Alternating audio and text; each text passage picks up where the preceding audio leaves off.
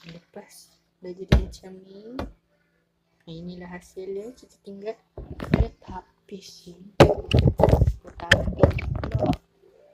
Sekejap kita nak kena tapis kat mana pula ni. Ni caramel dia bila dah keras. Okay.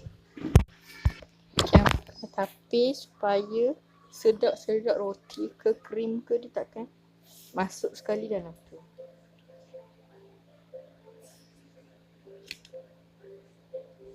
Set.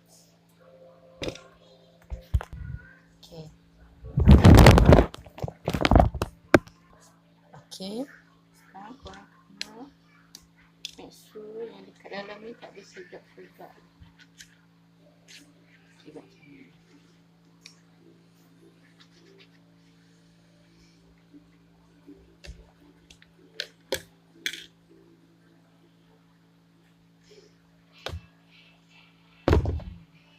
Wangi juga.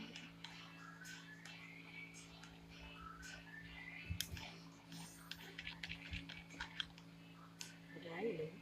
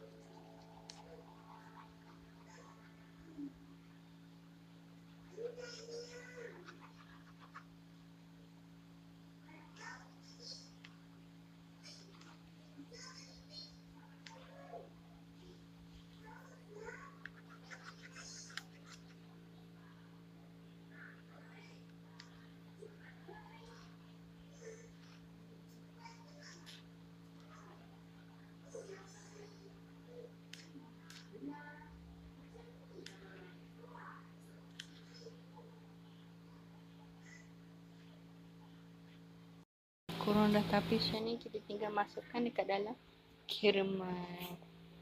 Okay, caramel ni bila dah keras sudah okey dah tu. Tapi make sure kalau korang nak letak tu, korang kena ada sudu dekat bawah.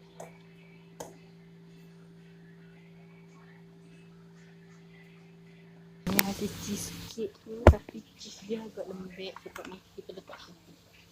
Dan yang ni hasil puding caramel yang kita buat tadi. Okay. Jadi dua menu ni boleh menjadikan menu buka puasa. Jadi sekian je.